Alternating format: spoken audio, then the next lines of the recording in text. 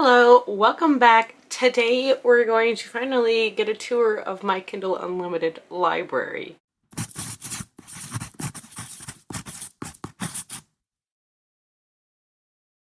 Now if you hear something in the background, John is watching a show and this was like the quietest room for now, I guess. So we'll see how this goes. But I'm gonna go through the books that I have out on Kindle Unlimited right now. I'm gonna go through their synopses. That's not the word. Synopses. I think it's synopses. I don't know. And we're gonna see where that takes us. That's where we're at today. My library is still a mess. The office is a mess as well. I did get a new chair, which is good because my old chair like turned by itself and is very squeaky and very uncomfortable. Let's hop in it. The first book that I'm going to talk about is called The Longing of Lone Wolves. This is the first book in the Fae Guardians series by Lana Pacharsek. And honestly for these I'm going to read most of the synopses just because it's going to be a little bit easier to get through them like that, and I think you guys will appreciate that a little bit more. Humans destroyed the world, the Fae rebuilt it with magic. Thousands of years later, they battle over the last habitable piece of Earth, sworn enemies until only one race remains. Once a ruthless protector of Fae, Wolf Shifter Rush now lives in exile, invisible, a criminal, and dying from a curse. Desperate to return to his life as a protector of Elfane, he battles monsters to channel his inner rage. But when one turns up near his isolated cabin begging for help, everything changes. Clark is human, beautiful and a feisty grifter. She's the sunshine to his grump, and the only one who sees through his curse. But that's not the only surprise. She is a message from the past. Sins are repeating. If humans and Fae don't work together, it won't just be just magic that dies. It will be everything. Refusing to trust a known liar, Rush tricks Clark into a bargain of obedience. If he hands her over to the authorities, she's his ticket to freedom, to life. But the more time they spend together, the more he realizes she's not the monster he's trained to believe. In fact, she incites a passion he never dreamed possible again. Soon he must choose between freedom and trusting those who betrayed him, or spending his remaining days with the enemy who captured his heart. So the reason that I actually picked up this book is that another book caught my attention, and it's a spin-off series, but this is the first series. You are supposed to read this one first. And it is a Wolf Shifter romance, which the title, like, doesn't really, you wouldn't think about that, or the series, since it's about Fae, but I am super intrigued. I really love this cover too. It's so pretty, honestly. It is a gorgeous, gorgeous cover. Why is it when I go to Goodreads and look for Gamer Girl, there's over 18,000 results? Like, that seems excessive. So, the next book that I'm going to talk about is called Good Game, Gamer Girl, and this is by Rena Zorek. This is the first book in the Good Game series. There is only one so far. And this one sounds like so much fun. It is a contemporary romance, and here's the description for you. He's the gaming legend I didn't recognize. I'm the mystery girl who stole his heart. My night at the gaming cafe should have been epic. I finally beat my ex's rank of Nexus Legends Arena, the game he dumped me over. But instead of celebrating, I'm angry over a toxic teammate's insults, ready to rage quit and go home until he shows up. Tall, dark-haired, and handsome with a nerdy edge, he congratulates me on ranking up and starts a conversation. There's something about him that makes me hesitate before brushing him off. When I get home, my best friend sends me a video that flips my world upside down. The guy from the cafe? Yeah, he's Alex Thorne, better known as Monster X. It's what the gamer tag. One of the most famous pro gamers in North America. And now he's calling me his mystery girl on stream and making me an offer I can't refuse. Of course I'd say yes. I'd be an idiot not to. But the more time I spend with him, the harder I fall for him, and my fears multiply. My last relationship with a gamer ended in heartbreak. Can I really trust Monster X with my heart? It is advertised as a golden retriever black cat romance, and I love those so much. They're so much fun. But this just sounds like an enjoyable little romance, and I think it'll be a lot of fun. This next one I probably should have started with, so Yeah. I am currently reading Bonded by Thorns by Elizabeth Helen. This is the first book in the Beasts of the Briar series, which I have been influenced to read by several people online who are just raving about this series. I believe 4 books are currently out, and the 5th one should be coming out next year, I believe, but I'm not positive. I think she's been pretty consistent on having a book come out every year. But this is a Beauty and the Beast retelling, and it's a why choose romance. 4 beastly princes, 1 awkward bookworm, an enchanted world of fae, magic, and danger. I've always loved fairy tales. I never imagined I'd actually be in one. When my father wanders into the enchanted realm of the fae, I know I have to go after him. And when he gets imprisoned, I'll do anything to save him. Even trade my freedom for his. I had no idea I'd end up imprisoned by 4 sexy fae who turned into beasts at night. I have to win my freedom, and that means making a bargain with them. They must find their mates in order to break the curse. If I can help them do that, they'll set me free. Sounds simple, right? It's not. Because against my better judgment, I'm starting to fall for these beastly princes. One is smart and sweet, the other mysterious and deadly, another flirty and confident, and the last prince... He's handsome, strong, has a wicked temper, and is dead set against breaking the curse. Why does he want to keep me here forever? But it's not just my freedom on the line. If I don't break the prince's curse soon, all the magic in the enchanted veil will be stolen by the evil and stupidly hot Prince of Thorns. And I'm not letting my princes stay cursed. Not after I've fallen in love with them. So this, like I said, it's a why choose, is what I've heard Beauty and the Beast retelling. And so far in this story, I think we've met 3 or 4 of the princes. I think. So, yes. But I'm enjoying it so far. The next book that I have is one that I actually almost picked up at RomanceCon, and I really wish I had, and I'm really having remorse for not buying it. But that is Smoke by Sarah Yeager. This is the first book in the Ardelian Bloodline series, and this is another shifter romance. Following my dreams was supposed to be my way out. Sometimes what doesn't save you kills you after all. Thalia.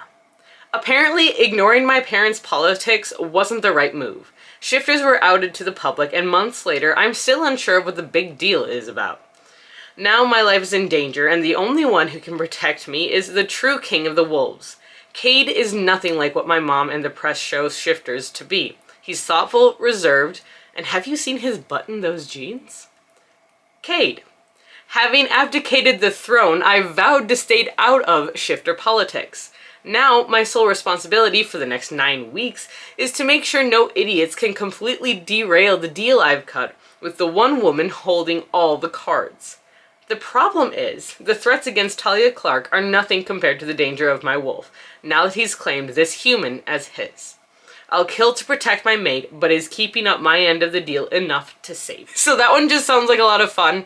And honestly, what I did hear from the author is that it is a very heartfelt story. It does deal a lot with some mental health problems and a lot with coming to yourself and figuring things out. So she really made it sound really excellent. And I am sorry I didn't buy the book. I will buy it next year. That's for sure if I don't buy it before then. But this is a series that I have found myself drawn to again and again since then, mostly because of Instagram, which is completely fine, but I am very, very intrigued by it. All right, the next book I'm going to talk about is, again, the first book in a series, and that is Riley Thorne and the Dead Guy Next Door. This is the first book in the Riley Thorne series by Lucy Score. I've read one other Lucy Score book. I read Maggie Moves On and I absolutely adored it. It was so much fun. I highly recommend it. It was a great romance. But this one is A Private Eye. And so I've been seeing this one actually come to the library a lot. I'm so excited for it. Because the waiting list is really long. That's why I didn't put it, I don't have it physically. A nice normal life. Is that too much to ask? For Riley Thorne, it is. Divorced, broke, living with a pack of elderly roommates, and those hallucinations she's diligently ignoring? Her tarot card dealing mom is convinced they're clairvoyant visions. Just when things couldn't get worse, a so hot it should be illegal private investigator shows up on her doorstep looking for a neighbor, who turns up murdered. Nick Santiago doesn't play well with others, unless the others are of the female persuasion. Wink. He's a rebel, a black sheep, a man who prefers a buffet of options to being stuck with the same entree every night, if you catch his drift. When the pretty, possibly psychic Riley lands at the top of the list of suspects, Nick volunteers to find out who done it. Only because he likes solving mysteries, not because he wants to flex his heroic muscles for the damsel in distress. All they have to do is figure out who pulled the trigger, keep the by-the-book detective with a grudge at bay, and deal with a stranger claiming he was sent to help Riley hone her psychic gifts. All before the killer discovers she's a loose end that requires snipping. I don't know, I really love whodunit mysteries as well, so I feel like coupling that with a fun romance is just gonna give me Janet Ivanovich vibes, and I'm here for that. So much here for that. I need more of that in my life. This next one really is no big surprise. It's actually one that I've had on my list for KU for a while, and I just haven't read it. Like, there's no reason why I haven't read it, I just haven't. And that is Double Pucked by Lauren Blakely. This is the first in the My Hockey Romance series. This is a very, very well-known book, but let's go through it anyways. A jilted book nerd, a plan for sweet revenge, and the two hockey stars who volunteer as her tributes. When I discover my boyfriend is cheating on me, I move out right away, taking what I love most, my dog. As I fly out the door, I make sure to swipe the thing my ex loves most. The VIP tickets he won to a hockey game, complete with the chance to spend an evening with the city's two biggest NHL stars. I can't wait to snap selfies with my ex's idols and rub it in his face. Except when I head out with the two hockey studs, they have something else in mind besides sweet revenge. Would I like to spend the night with both of them? Talk about the VIP experience. That's what I get for one knee-weakening, sheet-grabbing night. In the morning, I plan to return to my bestie's house to crash on her couch with my dog. But when they learn what happened with my awful ex, they ask me to be their temporary roomie for a week. Oh, and one of them needs my help with his grumpy reputation. The other, well, he wants me to be his fake date to an upcoming wedding. Looks like I'm about to get double pucked. Again. I don't know, I need to read this. I need to know about it, because it just still sounds like so much fun, and there's no way around that for me. It just sounds like fun. The next book I have is a bit of a darker one. It's not a dark romance. It's called Once Charmed, Twice Cursed by Shailene Gandhi. Bria Radcliffe is charmed, blessed at birth with the mark of the fortune goddess. Armed with divine favor, Bria has survived freak storms, unearthed buried treasure, and secured her family's fortune. Now she has no shortage of admirers clamoring to share her magical luck. Of her hometown's 100 eligible bachelors, 99 have proposed. Only Weston Wilds, her brother's best friend, remains silent. He's the only man Bria wants, and he bears the mark of a null, one whose touch can permanently negate her luck. Bria suspects Weston distances himself to protect her, but he doesn't realize her blessing feels more like a curse, and that what she craves most, even more than him, is freedom from her mark. When Bria's brother arranges her marriage to a rival duke, a masked highwayman kidnaps her en route to the ceremony. It's then she realizes Weston isn't the only null in town.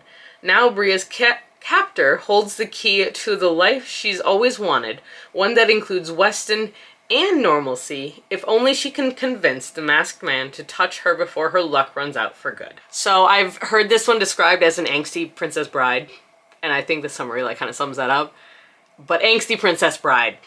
The next book I have out is one that I actually did start at one point, and I'm not sure why I stopped, but I will need to restart it because it's been a while since I've read it. Forged by Magic by Jenna Wolfhart. This is the first book in the Falling for Fables series. And this one is described as a heartwarming, feel-good fantasy romance with a helping of spice and only a pinch of danger.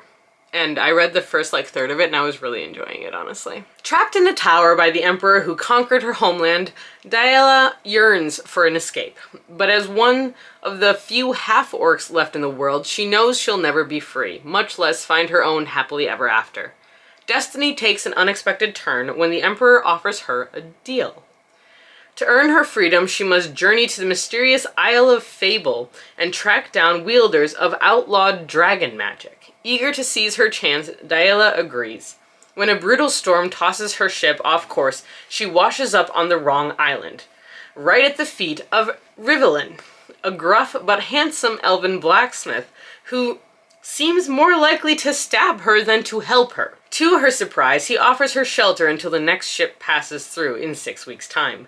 Diela soon realizes he's hiding something big. It could be the very magic she's been tasked to hunt down, the key to her long-awaited freedom. But as they bicker over the flames of his forge, her heart kindles with something she's never felt before. When his secrets finally come to light, Diela must decide what's more, her freedom from the wicked crown or the desires of her heart. I can say from the first third of this book that I have read that it is very well developed and is a lot of fun. I like the attention to details as far as it comes to the different species, the different races that we encounter, and I really liked the little bit I saw of the island that we got, so that was really kind of fun, and I would highly recommend this one. I haven't fully read it yet, but I have started it, so I would recommend this one. Alright, the next book I picked up partially because of this cover, because look how pretty it is! And this is inked by Rachel Renner. This is the first book in the Gilded Blood series. This is a completed series, I believe, as well, which is good to know. And this one is tattoo magic. When Zane, your smoking hot boss, tells you never to touch the cache of deluxe tattoo ink locked away in his office, you listen to him. Until the day you run out of your own ink, your squirming client is on the verge of peeing his pants, and your boss is nowhere to be found. Desperate times call for desperate measures, right? I fully expected Zane to yell at me when he returned to the shop. What I didn't expect was the fresh cobra tattoo on my client's butt magically springing to life. Or the interdimensional filing cabinet hiding in the back of Zane's office. And oh, did I mention that my gorgeous magic ink hoarding boss is actually an incubus? Now, through, mostly, no fault of my own, we have to venture into a strange and distant land where a never-ending list of lethal flora, fauna, and fae await us. When you add in my Jewish mother's string of poorly timed hysterical phone calls, there is one thing I'm grateful for. There is no cell service in the Fae realm. I love that. I love the concept of tattoo magic. I think that's so interesting and such a fun way around finding a different type of magic, and the idea of a tattoo coming to life is so intriguing to me. I love that style of magic. I want more of it. Yes. Alright, the next book that I have is called Curse of Shadows and Thorns by L.J. Andrews. This is the first book in the Broken Kingdoms series. This is an author that I believe will still be at a Polycon, so that'll be cool if I end up liking this one too. And this is the first book in a series that has another, at least one other connected series. There's a lot of authors doing that, so I'm really intrigued by this. A rebellious princess, a cursed rogue, a forbidden love that will bring a kingdom to its knees. As niece of the king, Elise Lysander cares about two things: sneaking into gambling dens and avoiding an advantageous marriage at all costs. When her uncle holds the life of her deathly ill father over her head, reluctantly, Elise puts her fate into the hands of Legion Grey, the handsome and mysterious dowry negotiator. He may be arrogant and infuriating, but soon Legion incites a blistering, forbidden passion she can't ignore. As their attraction grows, so do the dangers. Attacks from black-eyed people, a cursed enemy who is more beast than man, and rumors of Fae returning for the crown they believe was stolen from them long ago. And I'm not gonna lie, the rest of this, the synopsis of this book kind of feels like a spoiler, so I'm not gonna read that. But honestly, I love this concept. It's a very well-known, it's well-done concept of a princess who doesn't want to be used for an advantageous marriage and fights for it, but the idea of someone whose job it is to arrange marriages being the one she ends up falling for is very intriguing to me. I like the concept and Fae, and the cover is cool too. So.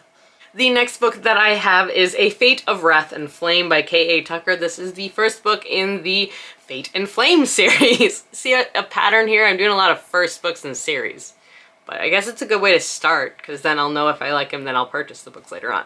Gifted thief Romeria has flourished from her days as a street kid pilfering wallets to survive. Now she's She thrives, stealing jewels from the rich under the involuntary employ of New York City's most notorious crime boss. But when an enigmatic woman secures her services at sword point, Romeria is plunged into a startling realm of opposing thrones, warring elven and elemental magic she cannot begin to fathom. Her quest is steal a stone from Islor's sacred garden without anyone discovering her true identity, which would earn her certain death. But the identity she has inexplicably assumed is that of the captured Isberian princess, an enemy to Islor after she poisoned their beloved king and queen on the day she was to marry the prince. Her betrothed, the newly crowned King Xander, detests her with every grain of his handsome being. Fortunately for Romeria, she is more valuable to him alive than dead. Xander gives her a life in a cell, or an acquittal of all charges in exchange for her help in exposing the growing plot against him. That sounds so intriguing to me. I love that concept so much. Just being, like, this is isekai'd into another world, like isekai'd into the body of someone who already exists. So I wonder if they, like, switched bodies or something. Like, that's such a fascinating concept to me. I love it so much. The next book I am super, super excited for, and it is called A Fellowship of Bakers and Magic by J. Penner. This is the first book in the Aidenshire series, and this one is advertised as British baking show, but with magic. Like, that's honestly all I need to know about this book in order to want to read it, but I'm going to read you the description anyways. A human, a dwarf, and an elk walk into a bake-off. In the heart of Aidenshire, where elfish enchantments and dwarven delights rule, Arletta Starstone, a human confectionist, works twice as hard perfecting her unique blend of baking and apothecary herbs. So when an orc neighbor secretly enters her creations into a prestigious elven baking battle, Arletta faces a dilemma. Being magicless, her participation in the competition could draw more scowls than smiles. And if Arletta wants to prove her talent and establish her culinary reputation, this human will need more than just her pastry craft to sweeten the odds. While competing, she'll set off on a journey of mouth-watering pastries, self-discovery, heartwarming friendships, and romance, while questioning whether winning the baking battle is the true prize. I love cozy mysteries, and this one just sounds like the epitome of cozy mysteries, cozy, like, fantasy books, and this just sounds like the epitome of cozy fantasy baking. My camera's about to die. The next book that I'm going to talk about is called Guarded Treasure, and this is by May Lovett. This is advertised as The Mummy, but make a romance. More romancy. And I'm a 90s kid, so I grew up loving The Mummy. Except for the bugs under the skin part. I'm not a fan of that. Not a big fan of the bugs. Edith Taylor is ready to explore the ancient tombs she's only seen in books. Her big break comes at last when she's hired to act as translator on an infamous crew. There's just one problem. The dusty, arrogant scoundrel who she's partnered with. Sure, he's been ordered to watch her every move, but does he have to look at her like that? Benjamin Brooks is about to embark on the most important and most dangerous job of his career, the one he hopes will be his last. But on the day he's set to depart, he discovers he's been demoted. After years of heading his own crew, he's been replaced by a petite know-it-all who's never spent even a day in the field. It doesn't help that she despises him from the moment they meet, a moment that stopped his heart. On the outskirts of the remote city of Argo, submerged in a luscious, sparkling oasis, lies a tomb surrounded in mystery that has remained sealed for 3,000 years. It is rumored to hold the mummy of a powerful pharaoh's first love who disappeared in scandal and was completely scrubbed from history. Even the most accomplished archaeologists in Egypt know only this. Everyone who has tried to open the tomb succumbs to the curse. I don't know, it just sounds like so much fun, and I really enjoyed The Mummy and The Mummy 2, and I wanted more. So I'm going to go for this hoping for more, and that's really it. The next one that I have is A Dead and Stormy Night by Stephanie Holmes. This is the first book in the Nevermore Bookshop mysteries. Book boyfriends may do it better, but they're more trouble than they're worth. After being fired from my dream fashion job, I return home to my village under a cloud of failure and take a job at the quaint Nevermore Bookshop. I'm hoping for an easy few months while I get my life together. But this is no ordinary bookshop. A mysterious curse on Nevermore brings infamous fictional villains from classic literature to life in the real world. My easy job involves rescuing customers from a 6'4" grumpy tattooed Heathcliff, drinking tea and evading the authorities with sophisticated villain Moriarty, and making art with Edgar Allan Poe's shy, cheeky raven shifter, Quoth. As if that isn't crazy enough, my ex-best friend shows up dead with a knife in her back, and I'm the chief suspect. I'm going to have to Agatha Christie this shiz, because if I want to clear my name. Oh, and those 3 fictional villains, they like to share. So I'm very intrigued by this one. But we've got apparently a brooding anti-hero, a master criminal, a cheeky raven, and a heroine with a big heart and an even bigger book collection. That's what got my attention. Alright, the next book that I have on my list is one that has been on here, again, for quite some time, and that is Boyfriend Goals by Riley Hart. Milo. Unusual, quirky, different. I've heard it all. I've accepted I'm not for everyone, maybe not anyone. When I find out I've inherited a bookstore and an apartment on a small East Coast island, I jump at the chance for a new life. Turns out I've also inherited a sexy tattooed guy who not only rents the space next to my store for his tattoo parlor, but my apartment too. Did I mention he's really hot and surprisingly sweet? Gideon. I wasn't looking for a roommate, but it's not like I can stay at Milo's place while he's banished to a hotel. Our unlikely friendship is instant. According to Milo, we're bestie goals. And if he doesn't wear pants at home, who am I to complain?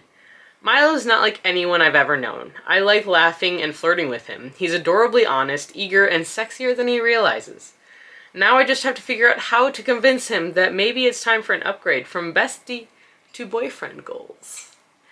A male-male romance with a tattoo artist and a bookstore owner. Like, heck, could it get any cuter? But that's what I got. Have you guys read any of these? Have you seen any of them? Please let me know. If you have, let me know below for one, but otherwise leave me some sort of sports ball emoji down below because that would be great. And please interact with this video. I would absolutely love it. We have hit the 100 followers on this channel. This isn't like my huge goal isn't to make money off of this, but it's still super excited that 100 people have decided to follow me on this platform, and I'm really touched. So thank you so much, guys. I really, really appreciate it. If you like this video, please like, comment, subscribe, all that good stuff. It really does help me out. And until next time, stay safe, stay healthy, keep reading, and keep moving forward. Bye!